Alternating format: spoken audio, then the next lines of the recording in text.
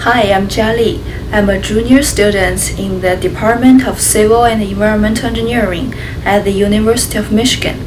I'm working with Professor Rizzo this summer, and my project title is Image Analysis of Soils for Particle Characterization.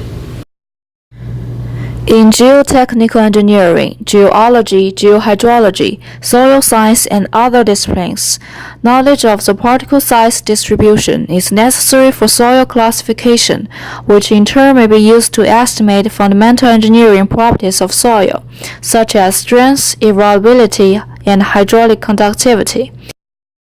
Sieve test is traditionally performed to determine the grain size distribution of particles larger than 75 microns.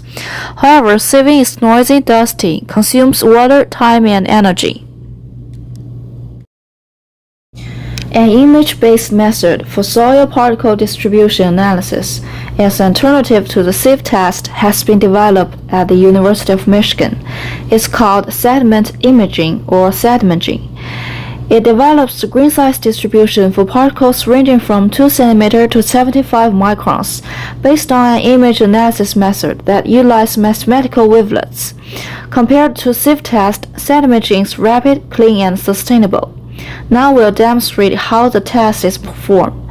To start, we fill the sedimentation column with around 5 liters of water, corresponding to a height of water inside the column of around 7 feet. To assemble the pre-segregation tube adapter, we place the square gasket on the top of the column, slide the pre-segregation tube adapter onto the column with the vent holes on the adapter and column lines, and lower the circuit gasket into the adapter. We fill the pre-segregation tube about half full with water.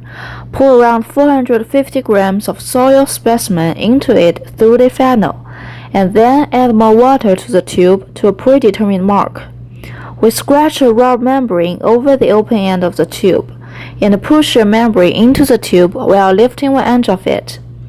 A concave membrane surface confirms that we have created the desired vacuum in the pre-segregation tube.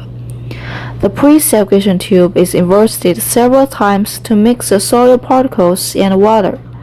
We then hold the tube vertically with the membrane on the bottom for several seconds to allow the soil particles to settle down. Next, we roll the membrane off the end of the tube. The tube is lowered into the adapter and the vent cap is removed from the top of the tube. The soil-water mixture quickly drops into the sedimentation column, while air from the top of the column escapes through the vent holes in the side. It takes around 5 to 10 minutes for soil specimen to settle in the accumulator. The accumulator is tapped once to flatten the top surface. The program NK Remote enables us to see the live image of the accumulator and fine-tune the focus. Press the release to capture an image of soil specimen. The captured image is placed in the folder that contains the sedimaging program. The program is opened and the dialog boxes appear. We enter the information in the boxes. The sedimented soil image appears after pressing OK. Clicking creates a cropping box, which is adjusted to retain only the soil area in the image. Right-clicking and selecting cropping image produces the final results. After capturing the image, a drainage valve is opened to allow the water to drain completely from the column. The drainage takes about 3 minutes. Then we put down the 2 upper accumulator clamps to release the accumulator from the column. The detached connector and accumulator assemble is lowered and removed. The accumulator can now be emptied. We rinse it and the pre-segregation tube adapter, and rubber gaskets. The connector and accumulator can be reattached to perform the next test. That's the introduction and the demonstration of the sedimaging test. Further study could focus on the improvement of sedimaging setup, reducing the sedimentation column to an optimal minimum height that still provides good results to match with a sieve test. That's all the introduction of my summer research experience. Thank you.